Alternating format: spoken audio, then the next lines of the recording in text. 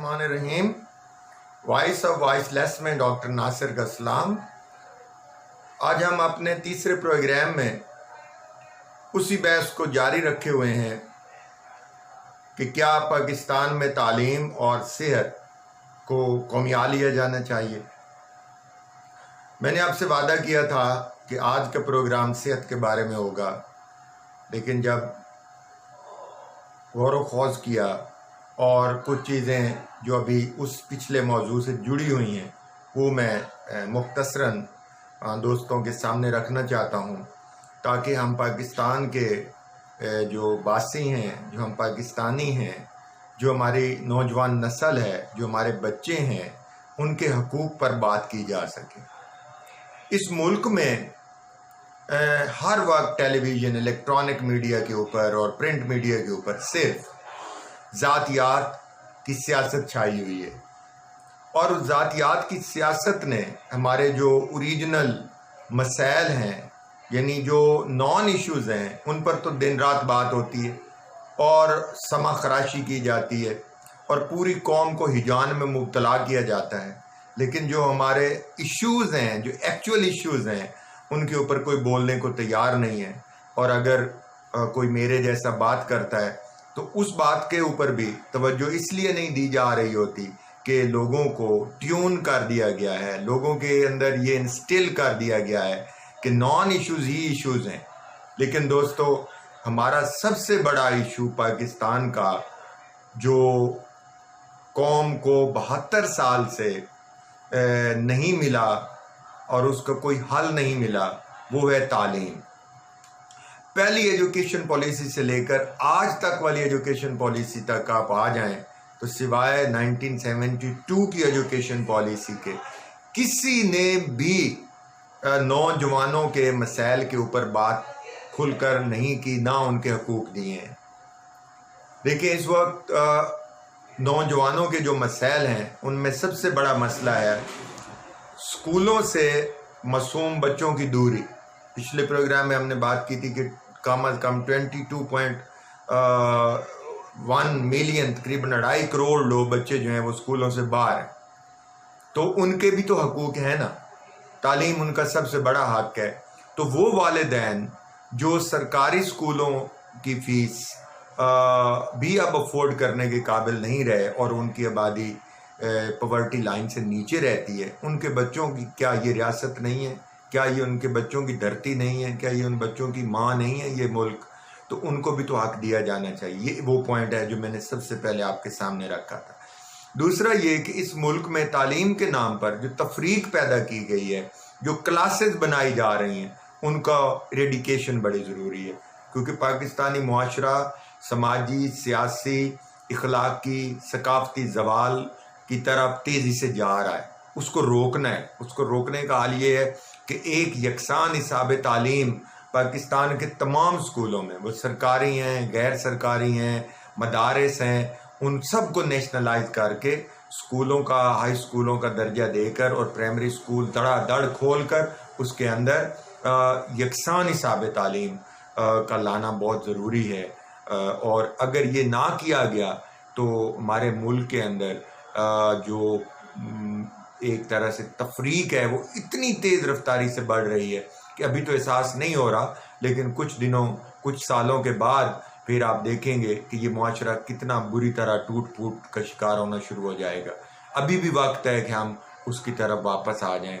और उसको तीसरी बात ये है कि वो बच्चे जो स्कूल पास कर चुके, जो यूनिवर्सिटीज़ में चले गए हैं, उनकी जो यूनिवर्सिटीज़ के अंदर फ़ी है पर सेमेस्टर, वो सोशल साइंसेज में तकरीबन बनती है 80 से लेकर 70,000 तक सरकारी यूनिवर्सिटियों में, और जो साइंसेज और इंजीनियरिंग और मेडिकल के शोबे हैं उनमें तो अल्लाह मान अल्लाह फ़ीस वाली बात है कि खुद मेरा अपना बेटा जो एक इंजीनियरिंग डिपार्टमेंट में तालीम हासिल कर रहा है, उसकी मैं एक सेमेस्टर की 96,000 फ़ीस देता हूँ, और उसके हॉस्टल की 40,000 रुपये फ़ीस देता हूँ, और उसके बाद जो है उसकी जो पॉकेट मनी मेरी जेब से जाती है वो अब आप खुद सोच लें कि एक जवान बच्चे को कम अज़ कम 5 से लेकर 10,000 रुपया तो कोई हैसियत ही नहीं रखता जितनी महंगाई और इन्फ्लेशन रेट है।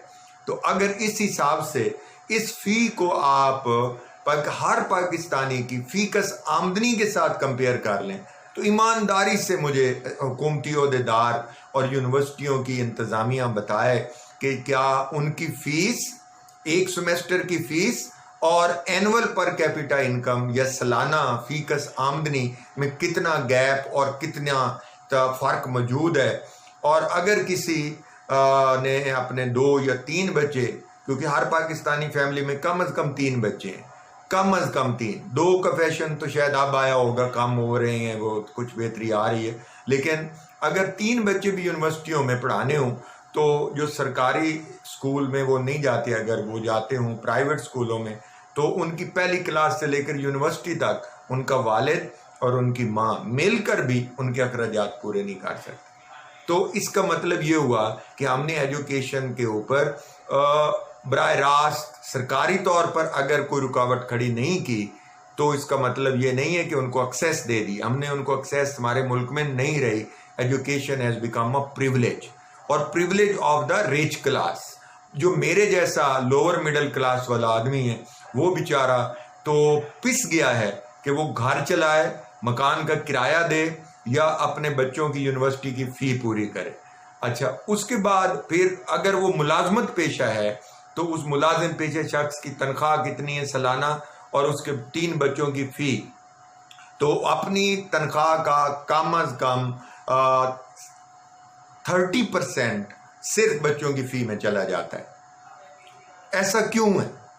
और फिर अच्छा, अगर यूरोप में या अमेरिका में या कनाडा में इल्म हासिल करने के लिए यूनिवर्सिटी के अंदर बहुत ज़्यादा फ़ी हैं, तो वहाँ पर बच्चों को 20 से लेकर 30 घंटे काम करने का हक भी दिया गया है। वो यूनिवर्सिटी के अंदर हॉस्टल्स के अंदर मसलन मेस में काम करते हैं, वहाँ बड़े बड़े वहाँ के यूनिवर्सिटियों के अंदर रेस्टोरेंट्स बने हुए हैं उनमें काम करते हैं, वो लाइब्रेरी में काम करते हैं, वो शहरों में वर्क परमिट लेकर काम करते हैं। तो वो अर्न एंड लर्न का भी सिलसिला है कि किसी हद तक बच्चे वालिदैन का बोझ समेट सकते हैं या उनका हिस्सेदार बन सकते हैं। लेकिन पाकिस्तान में तो ऐसा नहीं है ना।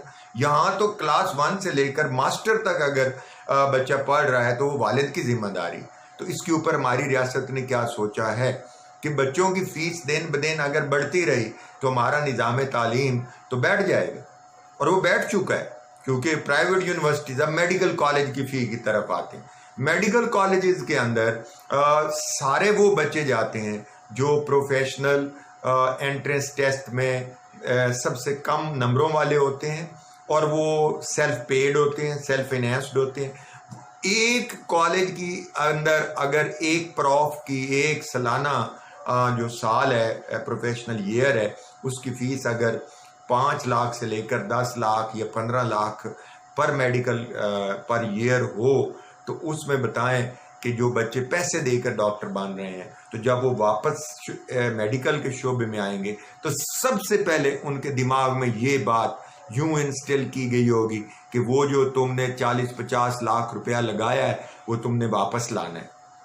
और इसके लिए फिर मेडिकल का शोबा जो है वो पब्लिक सर्विस नहीं रहेगा, वो एक ऐसी मार्केट होगा जिसमें इंसान, उनके लिए एक बीमार इंसान, उनके लिए वो कमोडिटी है जिसके थ्रू उन्होंने अपनी अर्निंग करनी है।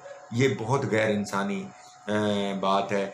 और इससे भी ख़तरनाक बात यह है कि मेडिकल कॉलेजेस के ऊपर सुप्रीम कोर्ट, हाई कोर्ट फैसला दे चुकी हैं कि उनके स्टैंडर्ड ऑफ एजुकेशन और ट्रेनिंग एंड क्वालिटी आर सब स्टैंडर्ड्स। तो उसके ऊपर भी हमें सोचने की ज़रूरत है कि हमें अपने मेडिकल कॉलेजों की, यूनिवर्सिटीज़ की तादाद को आगे लेके जाना है। अच्छा, अब यहाँ ये तो वालिदैन की बात थी, ये तो बच्चों की बात थी, अब आते हैं उस्ताद की तरफ।